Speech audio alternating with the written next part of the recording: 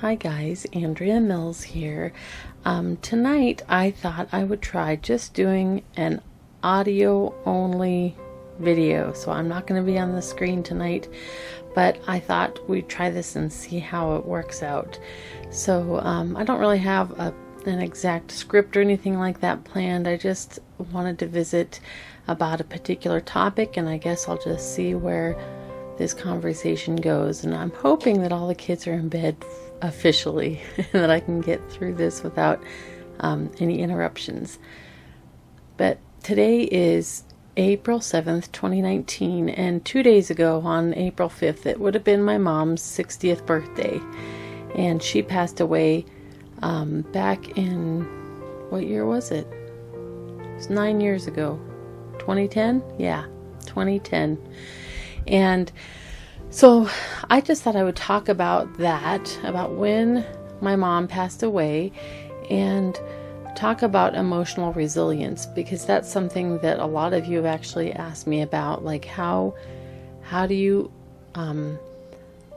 be emotionally resilient? How do you raise your kids or teach them to be emotionally resilient? So I don't know. I'm not exactly sure how I'm going to explain it, but I'm just going to tell you what happened, and I guess you can draw whatever you can out of this, and if you don't get anything, then I guess that's all right too. But hopefully you'll enjoy just hanging out with me anyways. So my mom was 19 years old when she had me. She wasn't married. I actually only met my biological dad once when I was already an adult. And so for the first little while of my life, it was me and my mom. Later, she had my brother and married Papa Gary, that you guys all know from my videos, but he's not my biological dad, although he's the only dad that I've ever known. But anyways, my mom and I were very close, and I was very, very much a mama's girl. I love my mom, and I want to say my mom was far, far from perfect, just like we all are. So I'm not blind to her faults or whatever, but nonetheless, she and I were extremely close. And especially the older I got, we did pretty much everything together.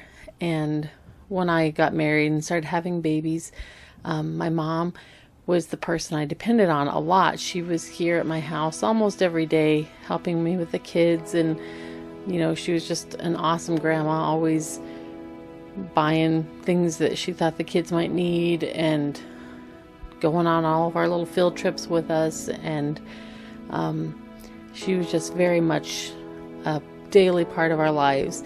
In fact, when she died, one of the things that I realized I was going to have to get used to was not hearing her car pull up in the driveway anymore, because that was just something that happened all the time, and I just realized I'm never going to hear that sound again. And that was one of those things that made me really sad to think about. My mom was diagnosed with cancer, and you know, I guess I can leave out all my issues about that and just say that she underwent treatment.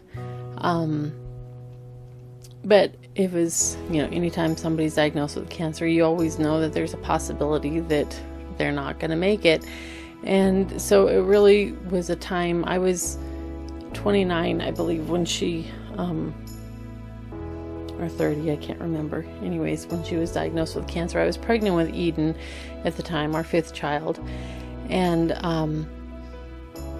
it was something that I wanted my kids to be prepared for, because it was certainly possible that she was not going to live, and she was such a part of our everyday life that I knew that would be a huge loss, I guess, if she was not there anymore. So at that point, I started talking to the kids about death and how we're all going to die someday, and what happens when you die. I mean, that your spirit, the part of you that thinks and feels, that part doesn't go away, but your body does, and that we will get to see each other again in heaven, but on Earth. We won't see him anymore. And so it was just something that we just, at random, I would talk about it with the kids. If it came up, I didn't force the issue. I didn't sit them down and have a formal talk or anything like that. But when something would come up and it was a natural part of the conversation, then we would talk about that, because I certainly did not want them to just be shocked all of a sudden one day if she died. So I did my best, just like I do with everything in life, to talk things through with them so that they're prepared somewhat for what's going to happen. I'm going to get so emotional doing this talk. I can just feel it already. But I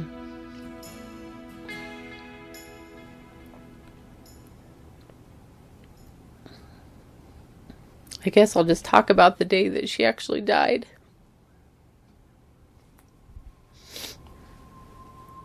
It was a Monday.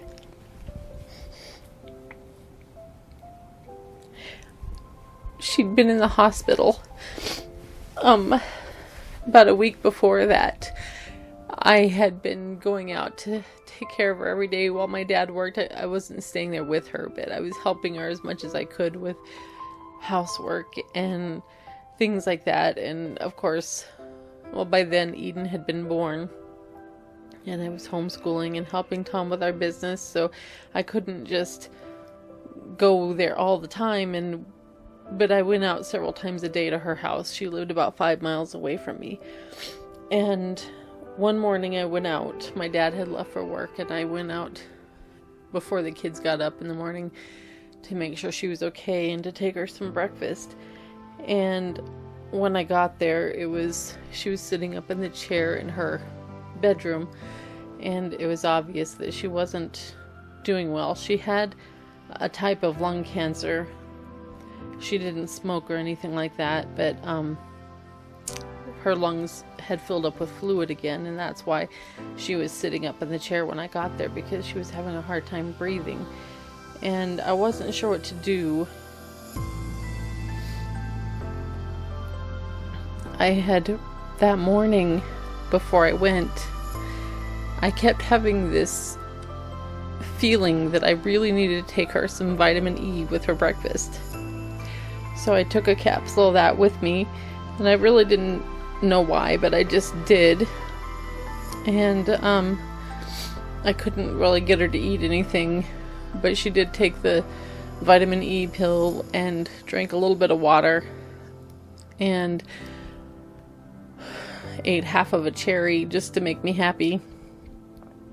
And then I went home and I told her I would be back after I got the kids up and around and everything. So I went home, and when I came back, it was quite clear that she was not doing well and not breathing well. So I called her doctor and asked him if I should bring her into the hospital, and it was kind of awkward because it was a new doctor. The one that she had had for her treatments all along had retired like 2 weeks before that, and so I didn't know this doctor and he didn't know her, and he kind of acted like it was inevitable that she was going to die, but sure, if I wanted to bring her in, that was fine, but it didn't really matter to him one way or the other. So I drove her to the hospital, and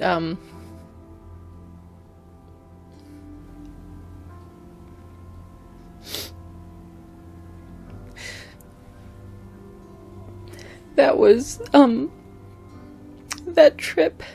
It was a 30-minute drive. That was the last time that I really talked to my mom.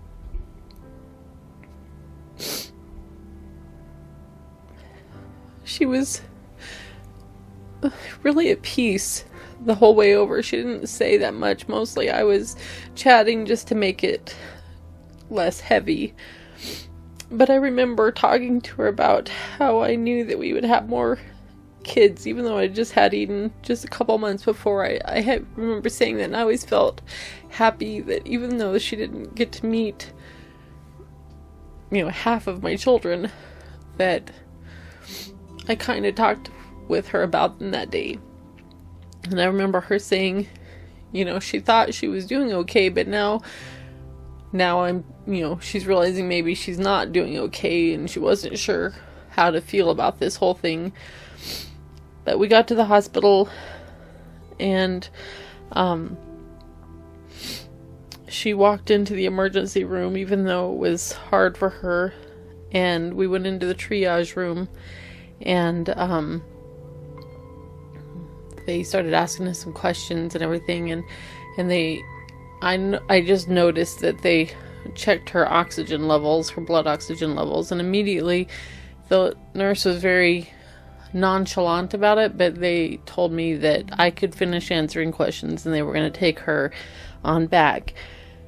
And I remember looking at the number and thinking, what does that mean? The number on the saturation thing. And I asked the nurse later, and she told me that they weren't actually sure how she was still alive at the low levels of oxygen that she had in her blood. Later, I remembered that I had read in a book about how vitamin E, in studies that they did, that if someone had enough vitamin E, that they could go without oxygen for much longer periods of time before they were harmed. And I remember thinking that I felt like the Holy Spirit had told me to give her that vitamin E that day. And that's what kept her going until I got her to the hospital. At any rate, they drained the fluid out of her lungs, but they said her kidneys were shot. It was really from, I'm sure, the chemo, because her kidneys were not the issue originally with when she got sick. But they said there was nothing that could be done for her, and so all of our family gathered around, and when I say all of our family, I mean we have a huge extended family, and they had to open up a special room for us because there might have been 20 or 30 people trying to hang out with her all at the same time. But I remember thinking there was no point in keeping her there if they weren't going to do anything for her anyway. So we brought her home, and we didn't tell her what they'd said, that there was no hope for her and that she only had, I think, 2 days to live when we brought her home. She was 51 when this all happened. So we brought her home, and she stayed in my old bedroom because it was the one closest to the living room, and she had emptied out that room and had been painting it to get it all ready so that Grandma Fern could come stay with her, because Grandpa had died the year before. And my mom had wanted to have a place for Grandma to come and spend time with her. And it always just seemed amazing to me that she had actually been fixing it up for herself in her final days. But the home health nurse brought a bed for her and different things, and we got her set up in that bedroom, and there was never a shortage of visitors from that day on. People just came every day. Lots of people from all over, her old friends that she hadn't seen in a long time. Drove long distances, some of them to come see her. And I hung up signs around the house that said not to talk about her dying, as if it was inevitable, because I had no idea what God's plan was, but I didn't want to make it seem inevitable for her so that she didn't feel like she had a choice. So she lived for 7 more days, and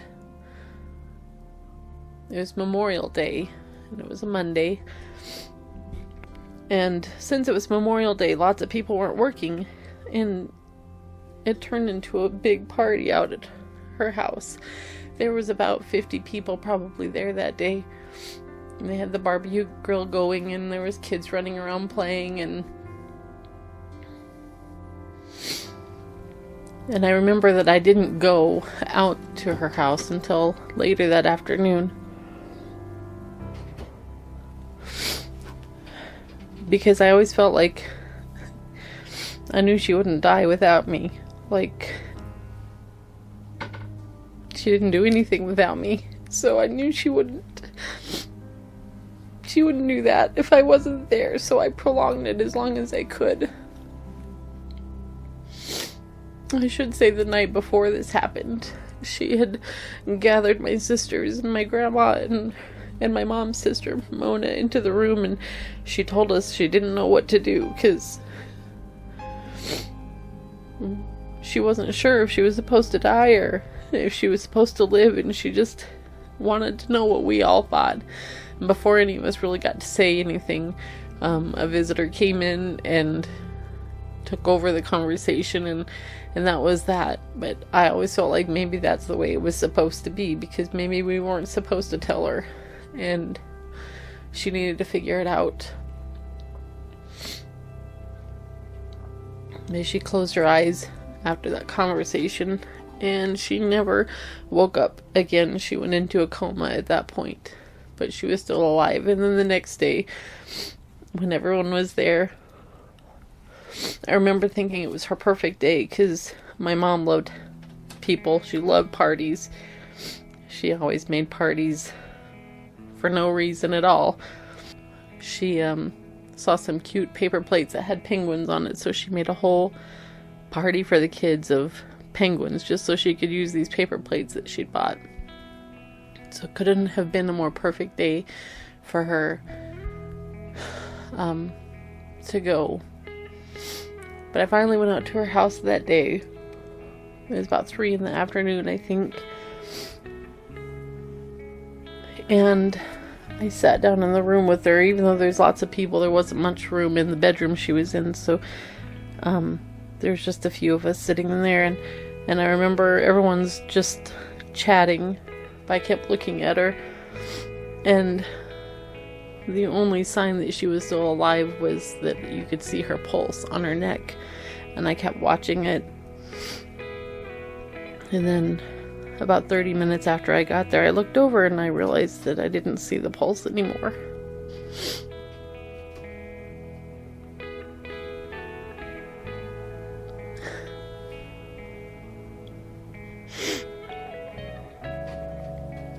So I got up. Eden was in my arms, and I went over and I hugged her and confirmed that she had passed away.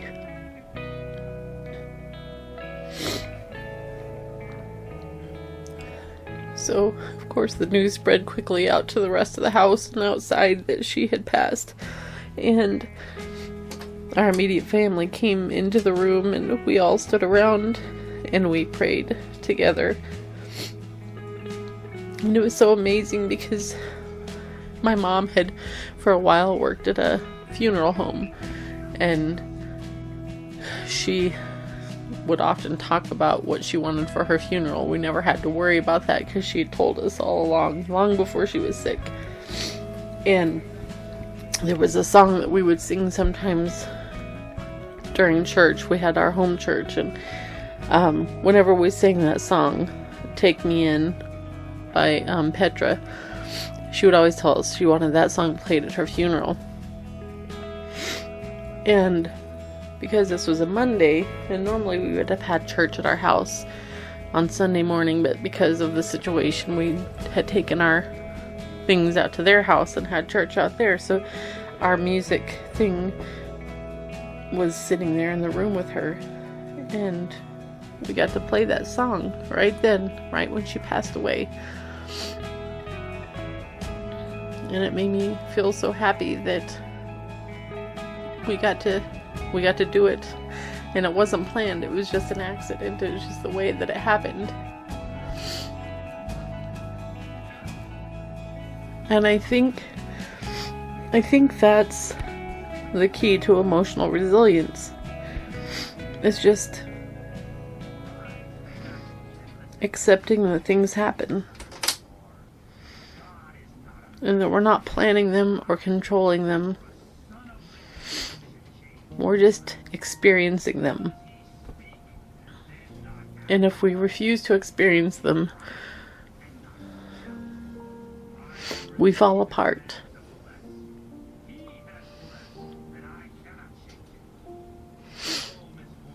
After we had that little time together as a family,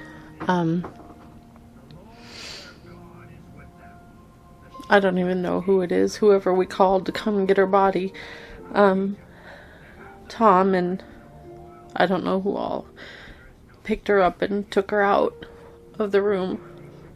And I was glad for that. There's a problem, I think, in our modern society, that we're all disconnected from the reality of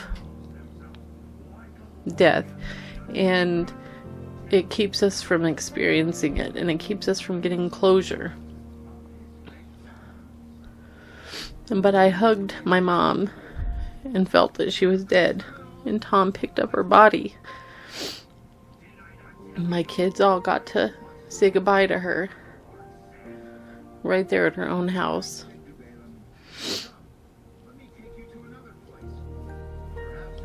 And then that night was a rough night.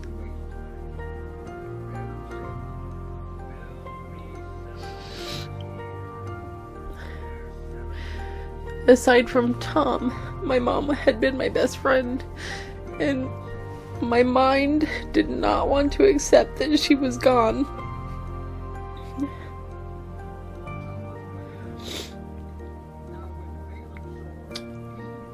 I felt so,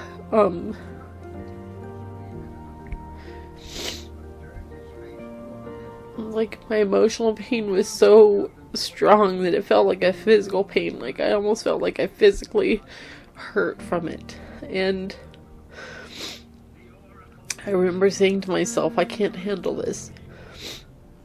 And immediately, as soon as I said that, it's like the Holy Spirit is saying, don't start lying on top of everything else. Like you got too much to handle to lie to yourself. Because it's a lie that I couldn't handle it. Because people handle it every day. People lose people that they love every single day. And life keeps going on. Terrible things happen. Painful things happen every single day. And life just goes on. And so I can't sit here and lie to myself and say that I can't handle this. Because clearly I can. So I remember, as much as it felt like my brain was spinning out of control, I remember just saying to myself, only say true things. And a true thing was, I feel like I can't handle this, but I know I can. I had to keep saying that to myself instead. And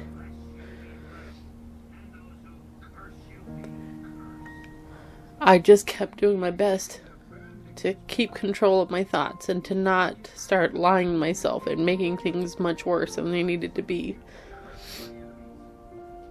And eventually I remember the thing that I said to myself was the truest thing that I can think to say to myself right now is that I'm really tired. And then I just went to sleep. I didn't think I would be able to sleep, but it's like, I am so tired, and that is so true. And I just let myself fall asleep. And of course after that, all the stuff is happening with planning the funeral and all those things, and at random moments it would just come up like, oh my gosh, my mom is gone. And when that would happen, I would just let myself experience that. I would just let myself feel sad.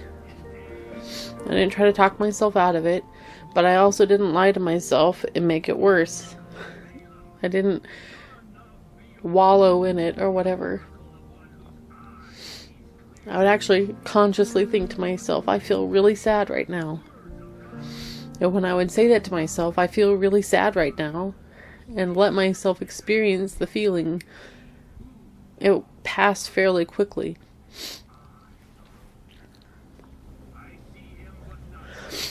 And I was talking to someone a couple weeks after she died, and they wanted to know if I'd had a breakdown yet. Like everybody's supposed to have this moment where they just fall apart and all that. And I said, no, I hadn't. Not that I hadn't been sad, but I hadn't had a total losing it moment. And they said, well, that I would. They were predicting, and it wasn't until a long time later that I realized, I actually never did. And I think it's because every small moment I let myself experience that moment. And I didn't try to deny how I was feeling, but I didn't try to make it worse by exaggerating it either. And I guess maybe that's the key to emotional resilience, is telling the truth about what you're going through and actually allowing yourself to experience it. Because the only other option is to not be here. I mean, that's why we're on Earth, to experience life. And when we refuse to experience it, we just we pile up all this stuff that we haven't experienced yet. And then eventually it's well, it's all there waiting. And then you do have this breakdown, because I've been putting this stuff aside that I was supposed to experience and I never did. And it's a whole lot worse when it piles up like that. And that's what I would try to encourage with my kids too, is first off, knowing that no one is really in control. That's an illusion.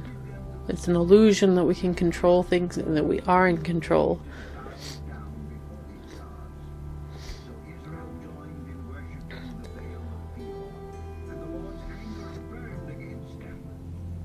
And when you lie to yourself and try to say that you can't control things, or that you are controlling it,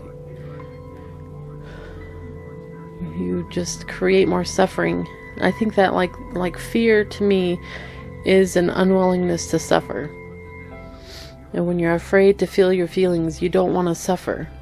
But what that does is just magnify it and create so much more suffering than when you allow yourself to experience. Don't be afraid to be angry, or don't be afraid to be hurt, or don't be afraid to be sad, or don't be afraid to be lonely. Allow yourself to feel the feeling. But don't lie to yourself and say it's the end of the world, because it isn't. Because everybody has those things, and they don't die. They just keep right on going. In fact, they have lots and lots of happy days again after that. That's maybe something true to tell yourself too. I may feel really sad right now, but I'm not always going to feel that way.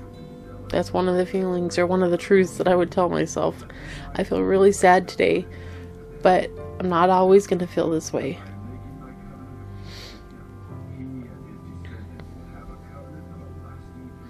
It's hard to believe that it's been 9 years, and I don't really cry about my mom anymore until I start actually talking about it like I am right now.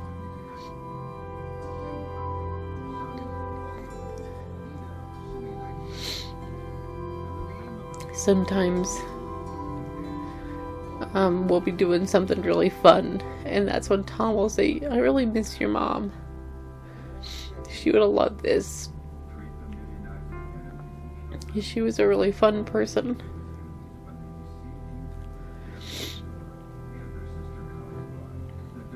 And then I remind myself too that I am that person for my kids. And if you can't become an emotionally resilient person,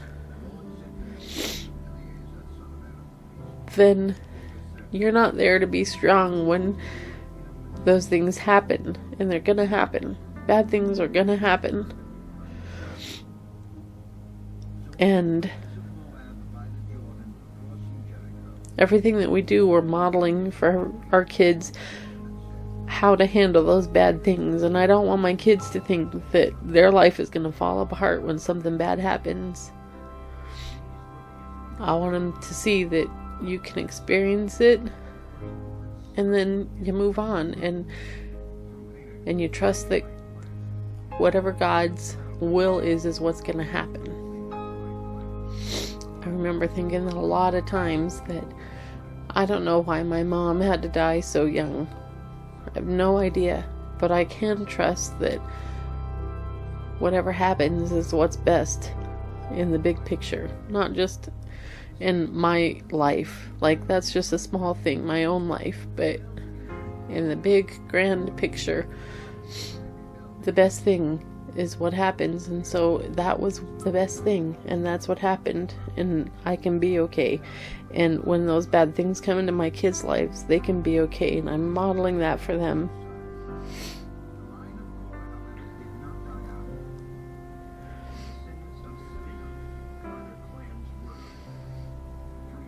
I'm sure lots of you are going through some really rough things.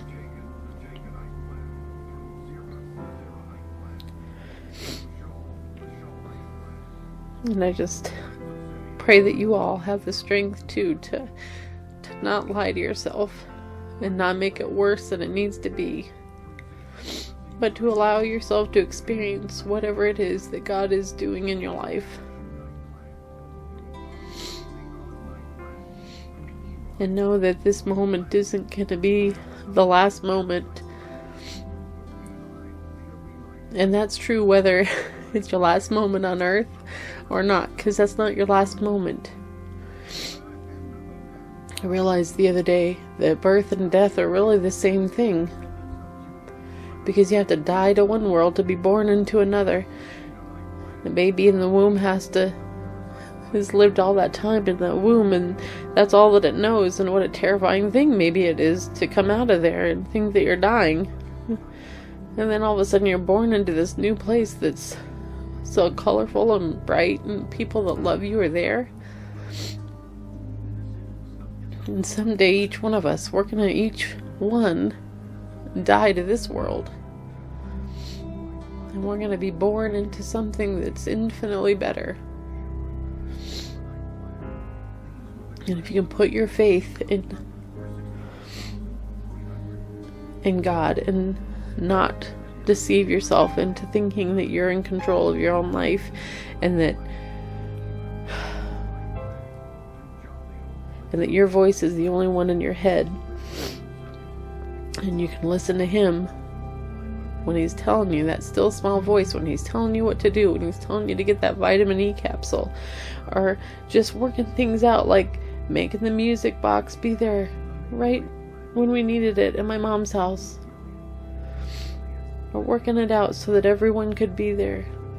And all those, the party that happened the day my mom died, we couldn't have planned any of those things, but they happened, and we appreciated that they did, and appreciate knowing that we don't have to figure out what's best. We just listen to that still small voice and experience what we're supposed to experience, and trust that the best thing is always what happens.